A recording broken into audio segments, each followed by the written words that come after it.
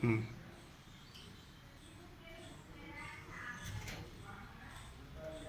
द्वितीय वर्ष की छात्राओं हेतु पिछले वीडियो में हम चर्चा कर रहे थे रीति मुक्त काव्य की अंतःचेतना प्रेम, इसके बारे में चर्चा कर रहे हैं। उस चर्चा को ही आज की वीडियो में हम आगे बढ़ाते हैं।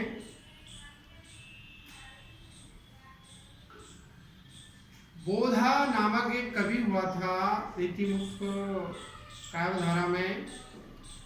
उन्होंने प्रेम के लिए कहा था कि प्रेम का पंथ कराल महातलवार की धार पे धावन है। इसी प्रकार से घनानंद ने भी प्रेम के लिए कुछ पंक्तियां सृजित की थी। अति सूद सलेब को मार्ग है जहाँ नेक सयानक बाक नहीं, जहाँ सांच चले तज आपन को कपटी जे जिजके दिशाक नहीं। तुम कौन सी पार्टी पढ़ेओ लला मन लेव देव छटाक नहीं। तो ये प्रेम को पंथ कराल महातलवार की धार पे धावनो है। रीति मुक्त कवि स्वच्छंद व्यक्तिनिष्ठ कवि है, जो किसी भी प्रकार की साहित्यिक परंपरा को नहीं मानते और भावात्मक तन्मयता तथा अनुभूतिपूर्ण चेतना को प्रधानता देते। प्रेम की एकांतिक साधना करके वे प्रिय के प्रति सहज आत्मसमर्पण करते हैं। डॉक्टर बच्चन सिंह का कथन है, इन कवियों का प्रेम, डॉक्टर बच्चन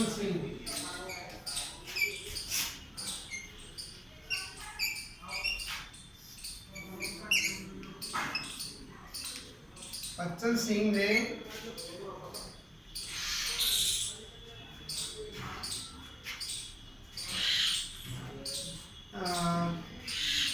का कथन है, इन कवियों का प्रेम ने तो रीतिबद्ध कवियों की भांति शरीरी है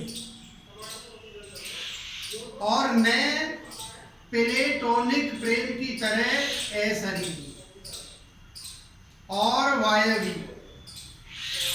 इनकी स्थिति बहुत कुछ दिनों की मध्यवर्तनी है, बहुत कुछ दिनों की मध्यवर्तनी है। आचार्य विश्वनाथ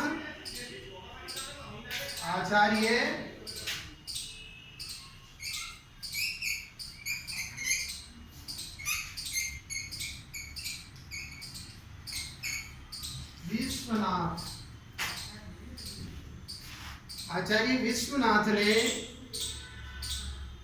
और डॉक्टर बच्चन सिंह दोनों इन कवियों के प्रेम को फारसी काव्य से प्रभावित मानते हैं। अरबी फारसी जो काव्य है उससे प्रभावित ये मानते हैं, क्योंकि भारतीय प्रेम पद्धति में राम सीता, दुष्यंत शकुंतला, चंद्रापीड़ कादम्बरी आदि में समान प्रेम की प्रतिष्ठा हुई है, जबकि रीति मुक्त कवियों के प्रेम में विषमता है। किंतु यह दृष्टिकोण एकांकी है।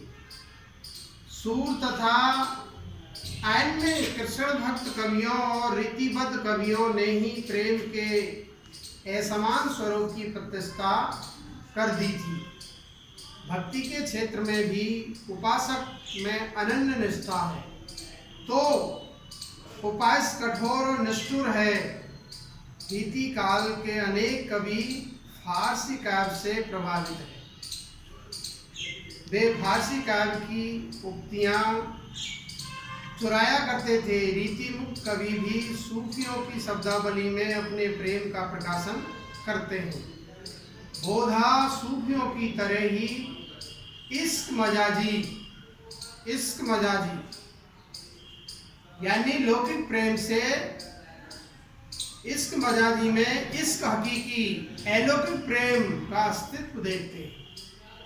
सूफी काव्य के अंदर इश्क मिजाजी से इश्क हकीकी यानी लौकिक प्रेम से अलौकिक प्रेम की प्रतिष्ठा अरबी फारसी काव्य के अंदर हुई है। उसी प्रकार से हम देखते हैं कि रीतिमुक्त कवियों ने भी प्रेम का जो चित्रण किया है, प्रेम के जो स्वरूप का चित्रण किया है, वो भी अरबी फारसी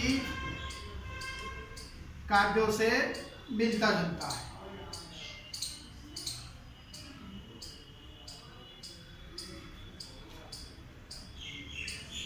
दिनकर जी ने दो संस्कृतियों के मिलन का प्रभाव व्यक्त किया है जो इस काल पर भी लागू होता है।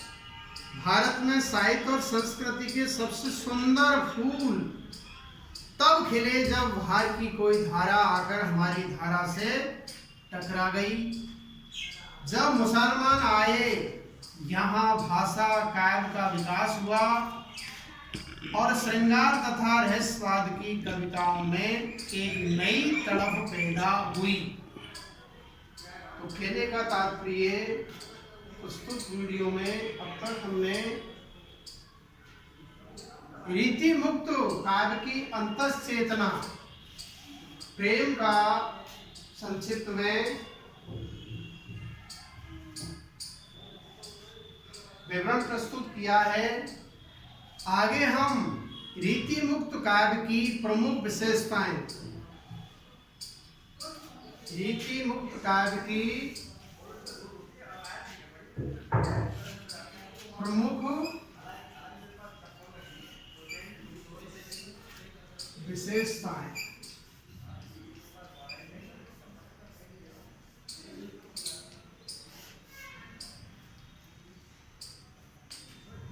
रीति मुक्त काव्य की प्रमुख विशेषताएं, इस पर हम फोकस करेंगे और बीए द्वितीय वर्ष की छात्राएं इस वीडियो से, इस टॉपिक से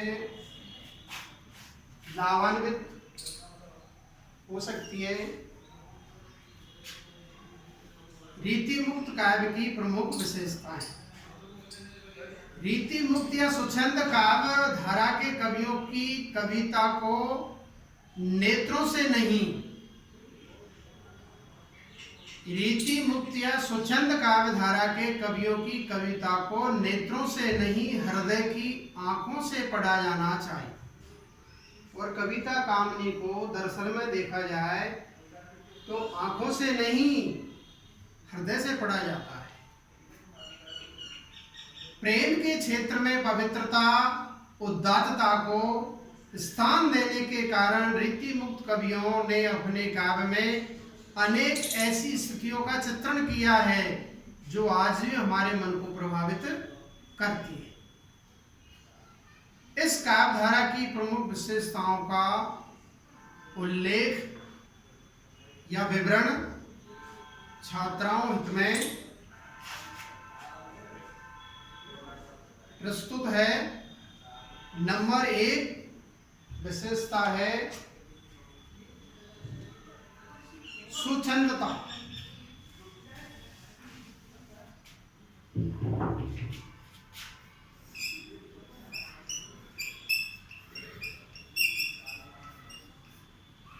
स्वच्छंदता, स्वतंत्रता और स्वच्छंदता में क्या अंतर है? डिफरेंस बिटवीन स्वच्छंदता और स्वतंत्रता। देखिए, वैधानिक रूप से स्वतंत्रता में क्या है, कुछ बाध्यताएं होती है, कुछ बाउंडेशन होती है, जबकि स्वच्छंदता है उसमें किसी तरह का कोई नियंत्रण नहीं होता है। वे रोक टोक, सरफड़, दौड़ लगाओ, कुछ भी करो, ये होती है स्वच्छंदता। और स्वतंत्रता होती है वैधानिक रूप से नियमों के अनुरूप ही कुछ रिलैक्सन, कुछ छूट, कुछ आज़ादी प्रदान की जाती है। तो नंबर 1 इनकी विशेषता है स्वच्छंदता। रीति मुक्त या स्वच्छंद काव्यधारा की प्रमुख विशेषता परंपरा मुक्त मार्ग के ग्रहण से संबंधित है। इन्होंने रीतिकालीन किसी परिपाटी, किसी परंपरा का, किसी रीति रिवाज का इन्होंने फॉलो अनुकरण नहीं किया है, ये स्वच्छंद थे।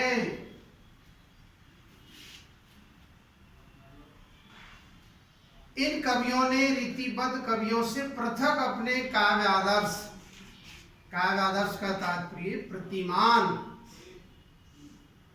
प्रस्तुत किए हैं। वस्तुतः रीति मुक्त कवियों का काव्य भावना प्रधान है। वे बाह्य चित्रण की अपेक्षा आंतरिक चित्रण को अधिक महत्व देते हैं। घनानंद और बोधा जैसे कवियों का उद्देश्य हृदय के भावावेगों को स्वच्छंद भाव से अभिव्यक्त करना था। घनानंद ने इसी कारण प्रिय के रूप सौंदर्य पर समर्पित होने और रीजनेस को अधिक महत्व दिया है। बुद्धि को तो इन्होंने दासी बनाकर रखा था। जैसे रीज सुजान सची पटरानी, बची बुद्धि बावरी है कर दासी, यानी बुद्धि को तो इन्होंने दासी बना दिया, चेरी बना दिया है। अगली विशेषता हम अगले वीडियो में रीति मुक्त काव्य की जो प्रमुख विशेषता है, अन्य विशेषताओं की चर्चा हम अगले वीडियो में करेंगे। धन्यवाद। आज इतना ही।